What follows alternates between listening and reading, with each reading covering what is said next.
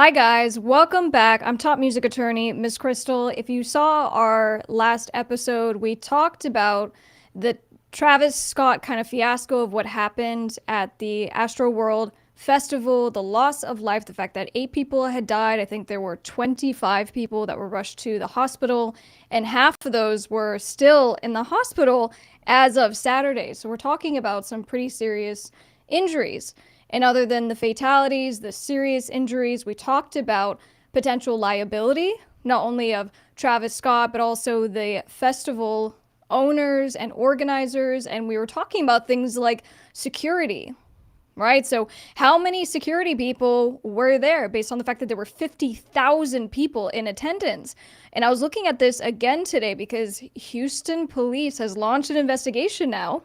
And they're talking about and looking at the fact that the energy of the crowd was something a little different earlier in the day. I mean, we saw in that last video footage of the attendees breaking through the gate. So before the event had even started, there was this really intense energy from the people who were there. So as far as how many, we saw there was over 500 staff members.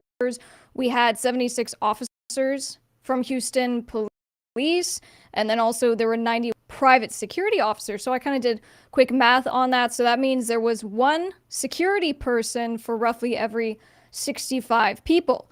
Is that sufficient for an event this size? Now, I mean, there's kind of this overriding idea that security may not have been what it needed to be, whether it's properly trained. I mean, because now it's been hard not to just be glued to your phone and your computer looking at the news stories that are coming out, because you see footage from people's phones and stories as people were in the audience yelling for help. I mean, this is the stuff that, we didn't have yesterday when we released this video, but we had things like the stage view and seeing Travis Scott, seeing the ambulance come through the audience. And so we could just kind of speculate about, what was going on, what was said to him. But now that we see that there's more footage coming out from the actual audience of people screaming for help, of, there were passing people along who had passed out. And even we're now hearing claims that someone had went up to an officer and said there are people dying in the audience. And those cries for help were ignored. So like I said, Houston police, they're looking into this. There's definitely going to be a full investigation. But on the legal side, right? On the legal side, we want to look at what's been filed, because we have at least 2 complaints that were filed over the weekend. And the first one that was filed was by plaintiff Manuel Souza.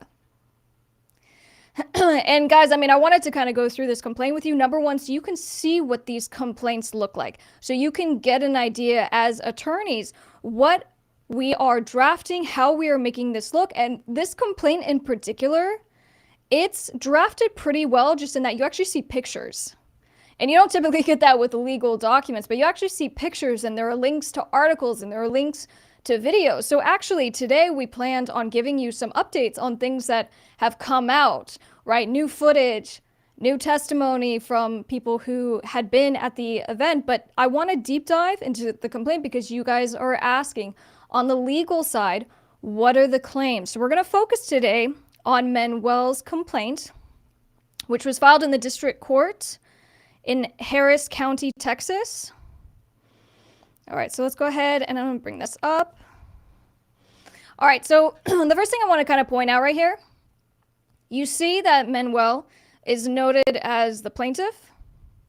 And then we have maybe 15 defendants listed, which includes Travis Scott. And out of these different defendants, we're going to understand why these different entities and people were named. It's very, very common when it comes to complaints that you would see multiple defendants being named in a lawsuit. And that's because we want to make sure that everyone is included. Anyone who had potential liability, anyone who potentially can be on the hook for the extreme injury to person, the loss of life, because at this time, Manuel has filed this because he was harmed at this event. But what we're likely going to see for some of the other families, for those lives that were lost, is that their estate the family is going to be the plaintiffs in those cases. So we're starting with this one because it was the first one filed. So what I'm going to do is kind of point out a little bit about how this works. Now, this is as you can see at the bottom, there's 21 pages in this complaint, and this is a fairly concise complaint. As a litigation attorney, when I draft these kinds of complaints, they can be as short as 20 pages, but we have filed ones that are in the hundreds of pages. And it doesn't even necessarily get into all the meat and potatoes. It's just laying out what happened and kind of preserving the different claims that the plaintiff is going to bring. So you see some procedural language here. It goes, plaintiff intends to conduct discovery under level 3. So here in Arizona, where I'm based, we also have a similar kind of system where instead of levels 1, 2, and 3 based on the case, how much discovery, so meaning how many questions are you going to ask, how many what are called interrogatories and interviews are you going to do, but also how much money are you claiming?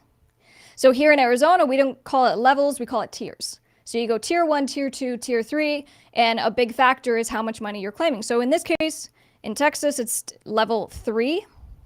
And then what they do in this section is that they basically tell the court each person's or entity's residence and why it's okay that this court has jurisdiction over these parties. And so I'll go through this, like for the first one with Manuel, he is a resident in Houston, and this plaintiff may be reached through undersigned counsel, and then it notes their attorney of record. And then the next section, now we're going in order of appearance, I'm assuming. Yeah. So in order of appearance, now we have the first defendant. So it says, Stockmore LLC is a limited liability company registered to do business in the state of Texas. It gives its business address, and it says one or more of the defendant's representatives is a citizen of Texas. So basically, court, you can have jurisdiction over this entity.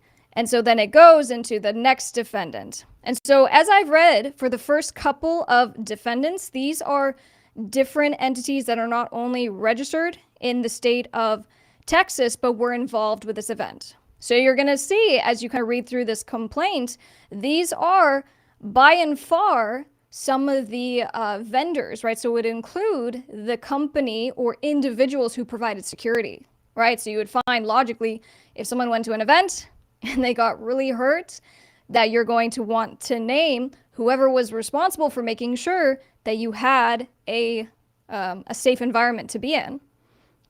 So for example, we see here, Sasha Stone, Gutter Fund, and hopefully I said that right. And so same thing, resident provides where are they residing in and what was that person doing. So this defendant undertook and had an independent duty of care to ensure a safe concert and safe concert operation, as well as to screen and vet concert personnel to ensure they were properly experienced, trained, and otherwise qualified to conduct safe concert operations, having been personally involved in the same. Okay, so this obviously was a point person who was overseeing other security. And then you guys see here, Live Nation is also named. And this is because this was one of their events. It really is just as simple as that. You see Live Nation Entertainment Incorporated, Live Nation Marketing. There's another individual, Daryl Platt, again, citizen in Texas. He is the director of operations for Live Nation defendants in Houston.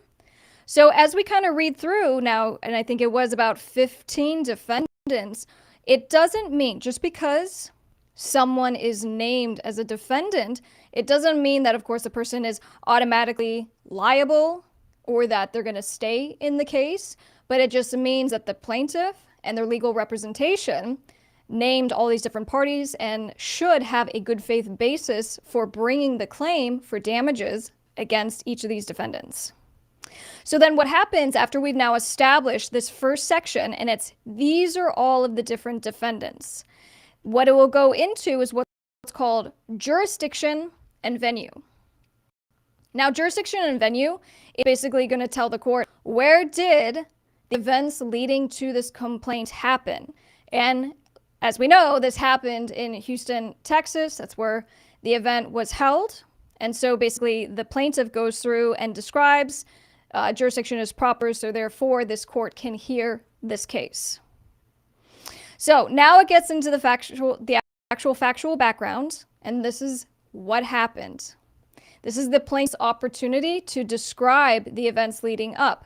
So I have a few points that I really want to highlight, but let's go ahead and just read it from the top. On November 5th, 2021, a horrible yet predictable and preventable tragedy struck.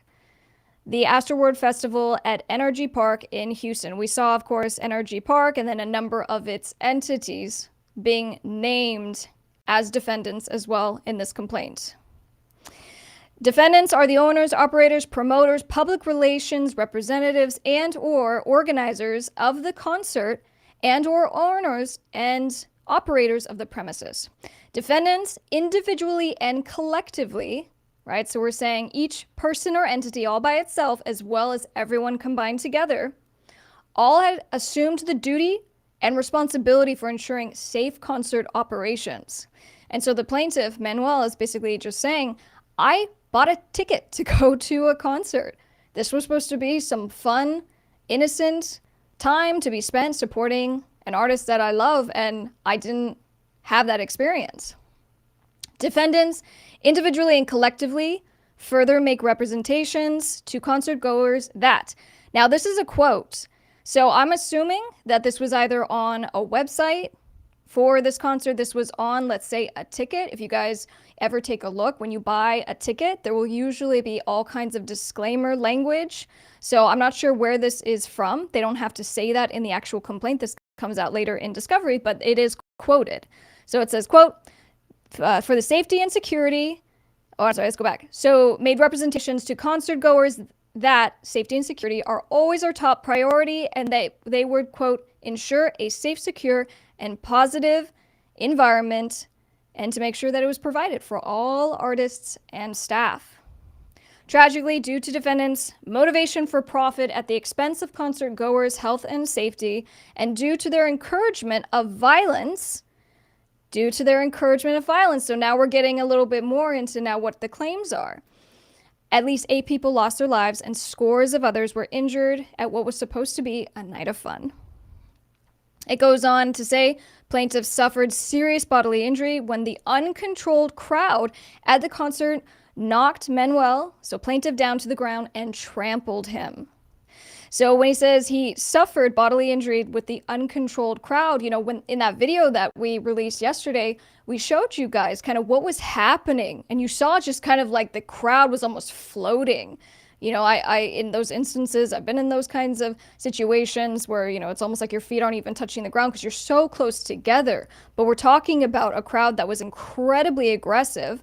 And like I said at the beginning of this episode, the tenor of the audience and the fans that were at this concert was pretty aggressive. People were just knocking through the gate and kind of trampeding. So it goes on to say plaintiff's injuries were the inevitable and predictable result of defendants' conscious, right? So they knew their conscious disregard for the extreme risks of harm to concertgoers that had been escalating since hours earlier.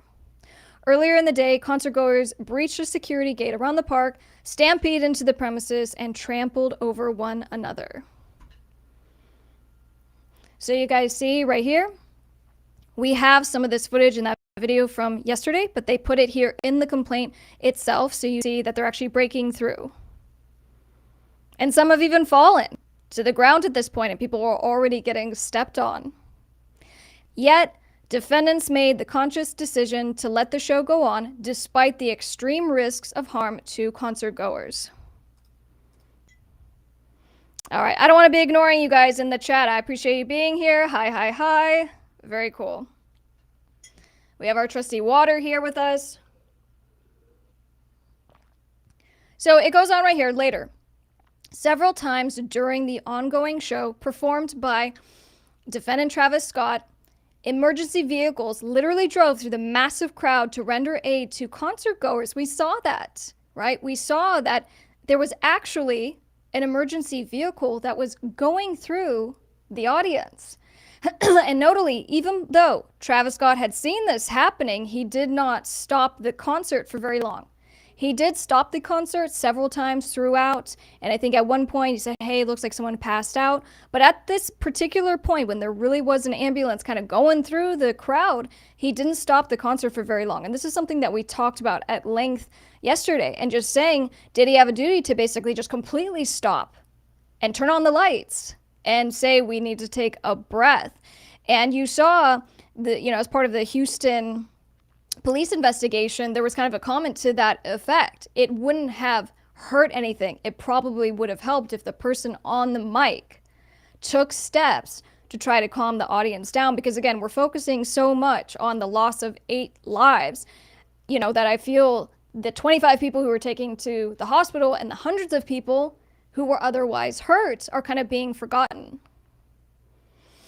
This was against a backdrop of multiple reports of tramplings, patrons losing consciousness, patrons being unable to breathe due to profound lack of crowd control, inadequate water, inadequate security, a lack of exit routes. So many people were hurt, and so few emergency personnel were provided by defendants that patrons themselves had to conduct CPR on their fellow concert goers. Yet, defendants made the conscious decision to let the show go on, despite the extreme risk of harm to concert goers that was escalating by the moment. And like I said, we have been following the different reports that have been coming out, which include that at the point that there had already been a loss of life, at the point that people were passing out and getting pulled away and the ambulances coming through, the show ended up going on for another 40 minutes. And that's something that's definitely being pointed out as far as the Houston police investigation. So what happens now, and this is kind of where we were going with the story that we were going to cover today, and we'll probably release it tomorrow. So make sure you subscribe to this channel, because we're going to be covering this as every step of this kind of comes out. But we kind of went through, and now all this new footage is resurfacing from Travis Scott's old performances.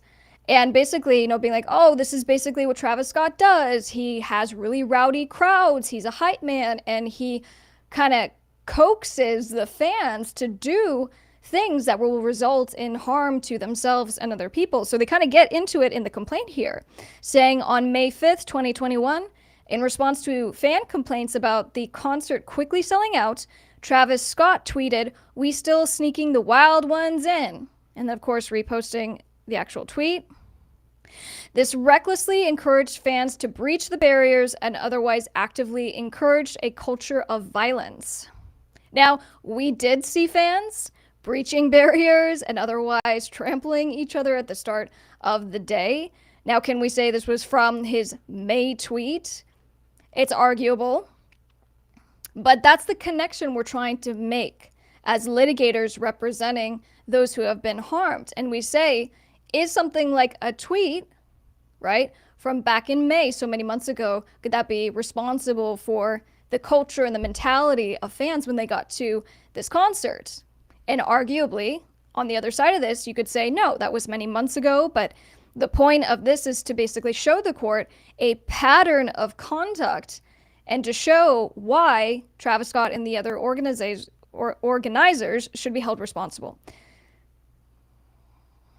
So moving on, at the prior Astro Festival in 2019, the same bum rushing phenomenon was well documented, in which fans breached security barriers and trampled over one another to gain entry into the premises, resulting in injuries. And then here in this section, they go through and point out, I thought, some pretty important moments that have happened at Travis Scott concerts. And so you saw one in 2015. He was arrested for disorderly conduct for inciting violence at a concert. I think this had to do with his Netflix documentary, if I remember correctly, but in a documentary, they had documented when he had been arrested. In 2017, he was arrested for inciting a riot. 2017, a fan was paralyzed at a concert in New York City after a very intense crowd incited by Scott actually pushed a fan off of the balcony. Now, in this footage, which we did see earlier today, this particular balcony, not only was this fan pushed off of, but earlier in the night, we saw Travis Scott actually encouraging a fan to jump. Now, we didn't hear anything about that fan getting hurt or bringing a claim, but obviously there was someone who actually ended up getting paralyzed from a very similar thing that happened later on.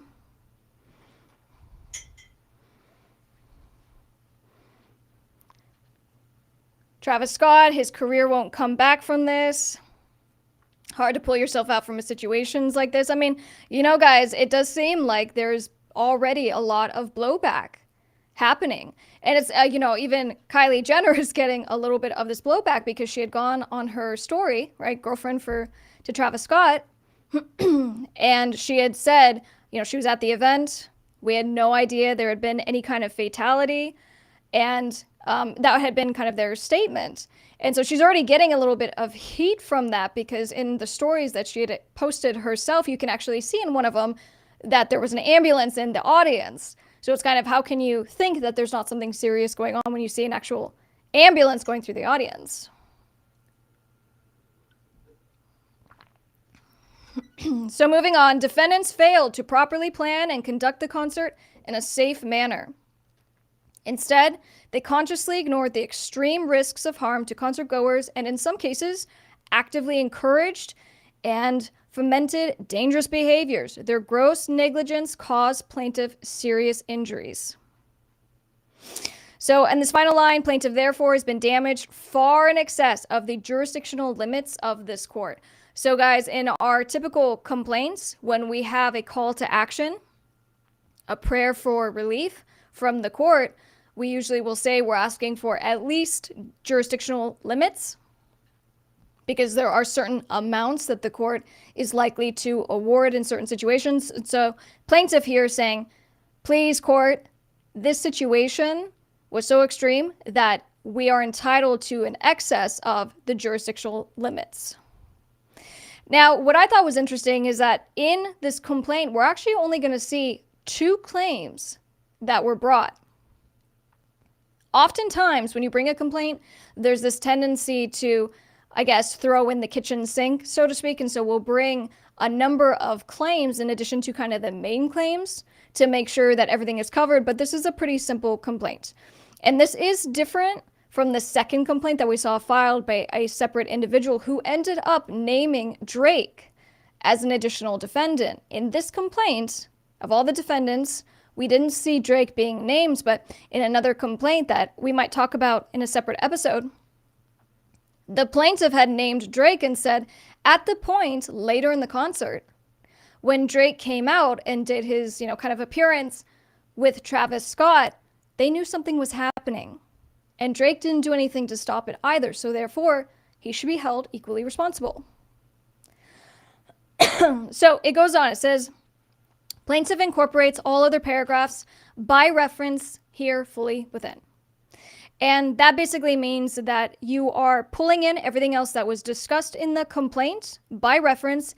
And it goes on to say, in the negligence of all defendants, plaintiff will show defendants had ownership and or control over the instrumentality and or activities in question, had a duty to exercise a degree of care. And this is language that goes to the rules of law. And so for the rule and the elements of a negligence claim, that's why you see them pled this way. So basically, they're going to go through and they're not going to itemize and say, when the security guard did this, when Travis Scott did that. You're not going to see that kind of language in the actual claim section right here. That comes later. The plaintiff has an opportunity to go and lay out all the facts, to lay out as much information as they can in this factual background. But then when you get into these claim sections, they're usually very broad and very general because the pleading requirement is pretty simple. The courts just say, we want to know, what are you claiming?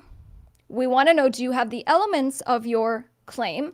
And if you do, after you file, then you proceed. And after the defendants respond, you go into what's called discovery. And discovery is when you have an opportunity to now get all the evidence. So plaintiff's injuries were proximately caused by defendant's negligent careless and reckless disregard of their duty. And then it goes on to state the negligent, careless, and reckless disregard and breach of this duty consisted of, but it's not limited to, and it gives a list. And I'll just point out a few. Failing to provide a safe environment for concert goers. Failing to perform concert operations in a safe, reasonable, and prudent manner.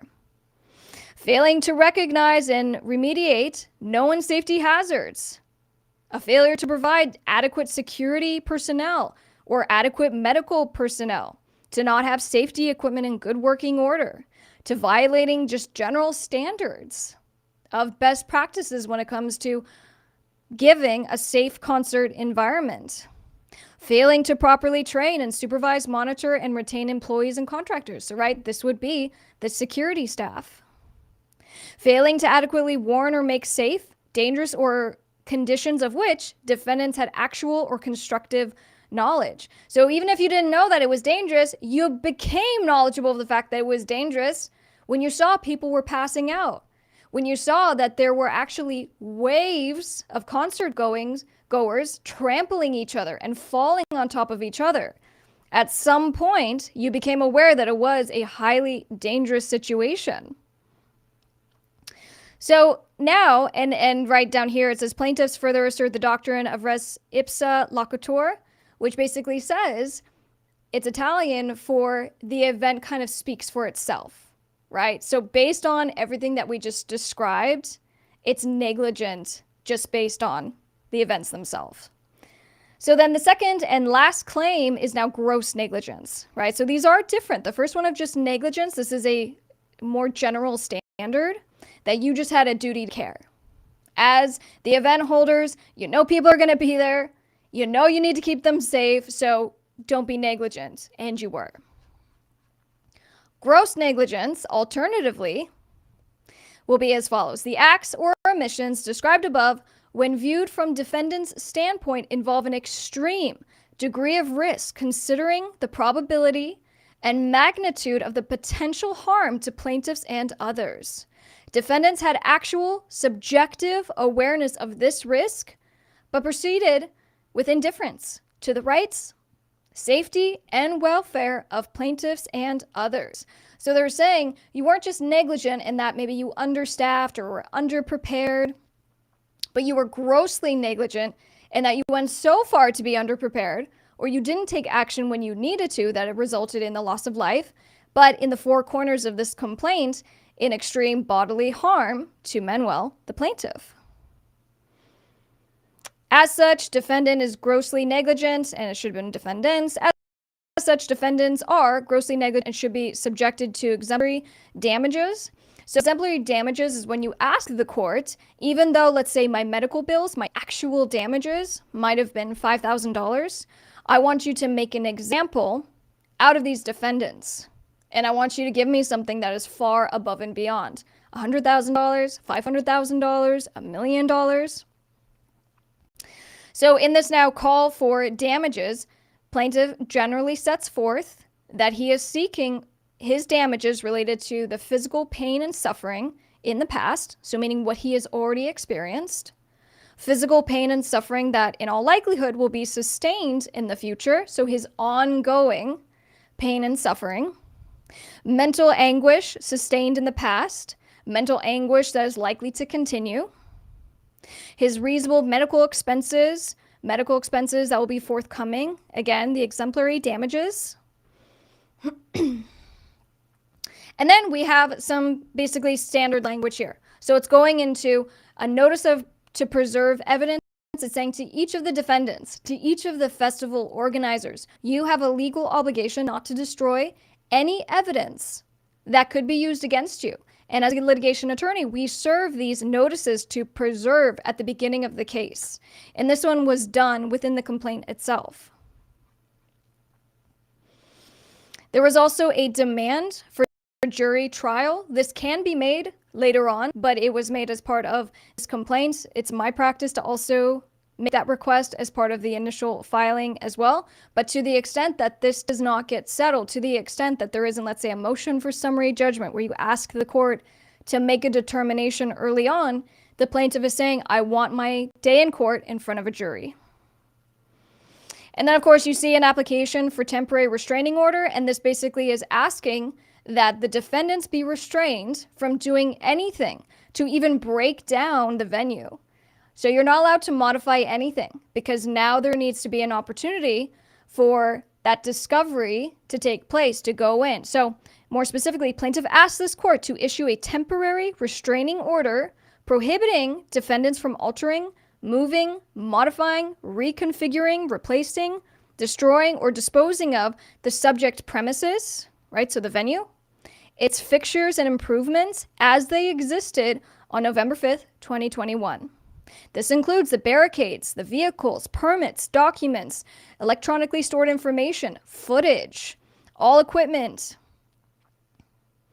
and anything else that should be treated as evidence. And so you ask the court to issue an injunction, so it would be a formal court order saying, defendants, if you destroyed any of this, basically there could be a warrant for your arrest, there could be all kinds of things that happen.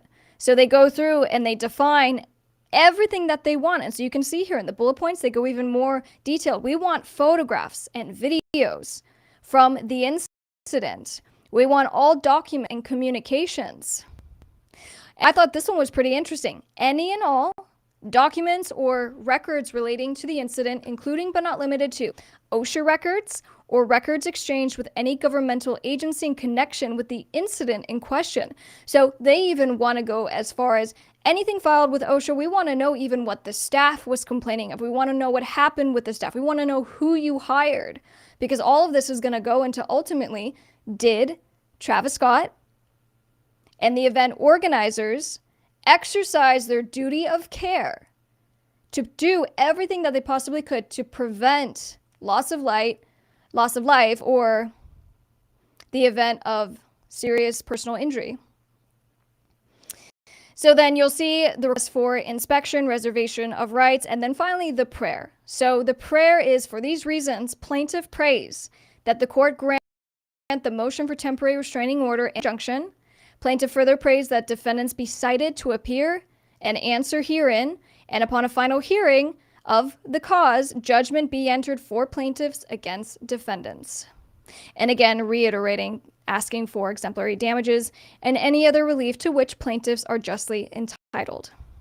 And then in the signature line, this is Manuel's attorney, but then also all the other attorneys on behalf of this law firm have entered the case on his behalf. So guys, that's a once over of what these complaints look like. Let's go through now, and I want to look at some of your comments. So in fact, let's switch this off and let's get right into some of your comments.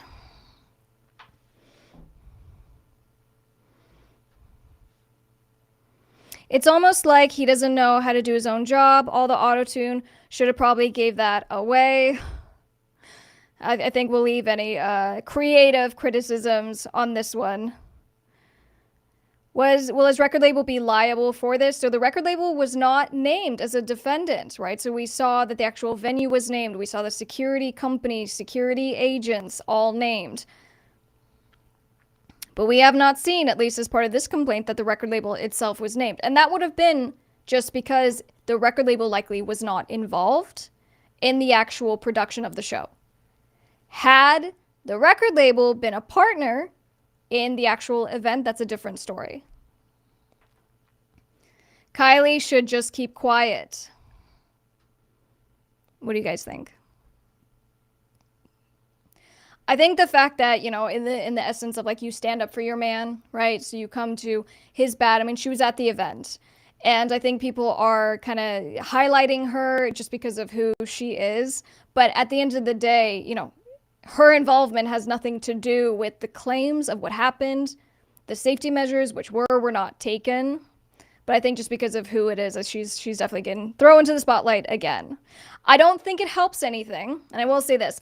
I don't think it helps anything if you're going to make a statement about not knowing the seriousness of what was happening, but then in stories that you posted, that there actually was footage, and you could see the ambulance going through the audience.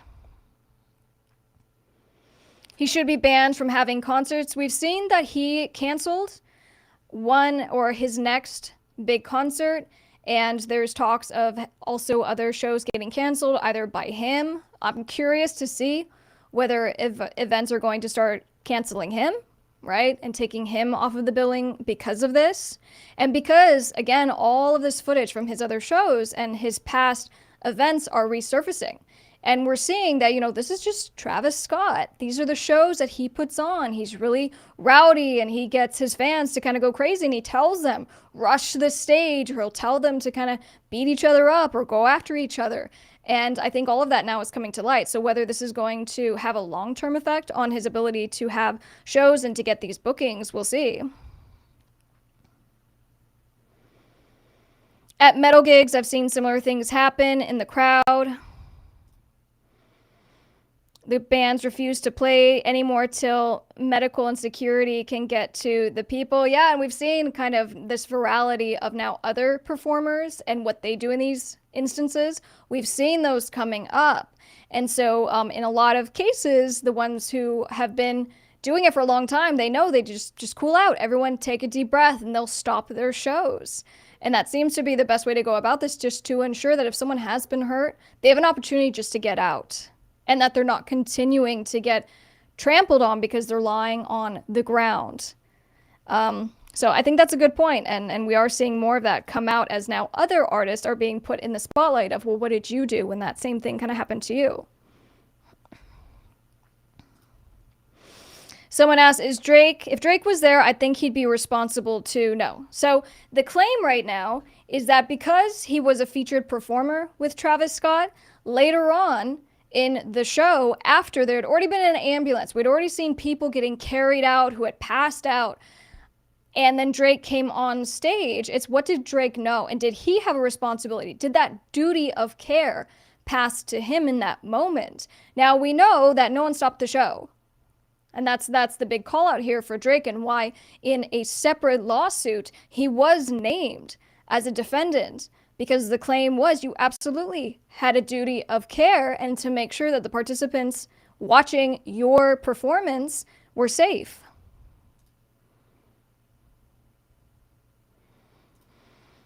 Someone asked, are all the people joining mean this is going to be a class action, or is that something different?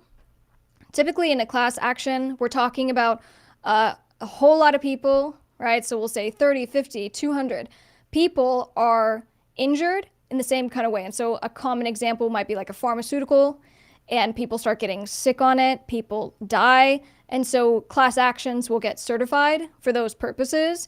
In this instance, you're probably going to see most of these claims being brought forth separately because they were somewhat separate situations, separate experiences. So this is not going to be a class action likely.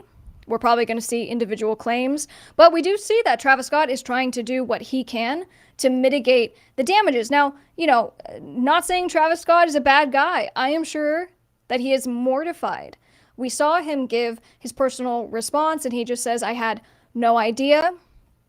And he's going to be paying, for funerals for those who passed away. He refunded everyone who came to the show. So, his behavior as far as how he's reacting seems to be remorseful. But, that's what he has done voluntarily. What's going to happen now is that in these complaints, like the one we just went through with Manuel, I think his claim is for, $1 million. And that's probably going to be pretty close to the amounts that we're seeing claimed from those who did have a loss of life in their family.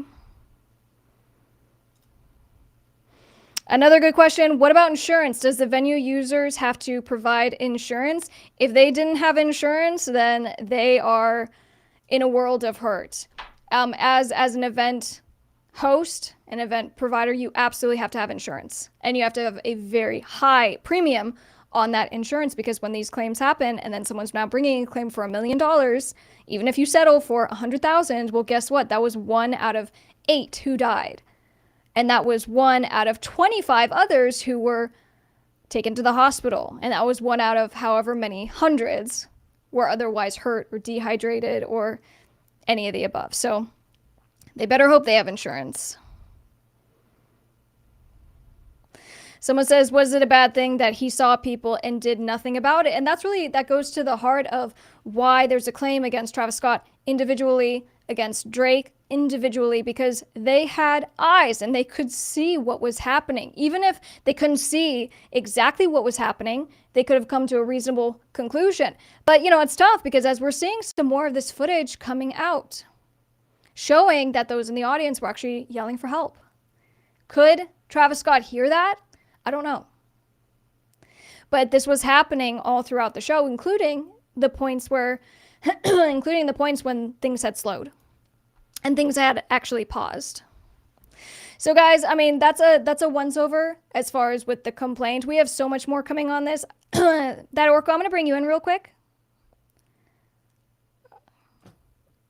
Hello. How you doing? How's it going? What else we got coming on this? We're also have another video coming where we have more footage of some of these past concerts where, you know, some of these past incidences happening to and just more details of some of the victims that we lost at this in this tragic event, and just more exclusive footage. Yeah, guys, so make sure that you are subscribed. We're going to probably cover complaints that are going to be filed, as well as, man, I'm totally losing my voice. Take us out of this, ORKO. Take it. So in the we have tons of more footage coming out and videos. So we're going to do another one here. If you're in the chat right now, I just posted a link to the video that we just did, the first installment where we broke the story. So let's just see you guys on the next one, and thank you guys for being here. Yeah, thank you guys. I'm top music attorney, Miss Krystle. Sorry about my voice. I've just been talking all day. That's what happens when you are a full-time lawyer and musician, but I had to get on here. It's been a big couple of days. It's been a big couple of days. This story has been all consuming the both of us. Just trying to get it out there, making sure that we have the concise information and enough of the coverage, because you know, there's new information coming out like every hour still. And I think it's going to continue. Like, this is just one of the complaints. We'll have to see, you know, what some of these other complaints are, because they are coming. So we'll cover that stuff. And you know, at the end of the day, this is a tragic event, and a lot of people are going for Travis Scott. You know what I mean? And he absolutely holds responsibility for a lot of this, in my opinion. But you know, there's no way he wanted this, and you know, I know he feels bad. He's got to feel bad. Like I feel bad every time I'm thinking about, just if you're putting yourself in his shoes, you know what I mean? You have that many people. And when you do see the past concerts, you know, that is the energy of the shows. Like, you know, this concert, as many people, the way they're packed in, as crazy as they go, and, you know, rage, it's pretty commonplace. So, you know, not that, you know, just to say not that, to excuse, that's what you're trying to say. Not to excuse. Yeah, I'm not excusing anything at all by any stretch. What I'm saying is, though, that there's no way he doesn't feel awful about this. Yeah, but that's not going to affect. Terrible. That's not going to affect anything with the loss. His feelings don't matter in the responsibility. Yeah, sure. And Jacob, to answer your question real quick, so no opinion on settlement or trial for this with Manuel. I bet that a lot of these lawsuits end up settling out, just because to go to trial would be incredibly expensive. I don't know Manuel's situation, but I suspect that a lot of these cases are going to end up settling out. So we're going to be covering all this. So make sure you subscribe to this channel, and we'll catch you guys on the next one. Like I said, top music attorney, Miss Krystle, and I'll see you guys on the next one.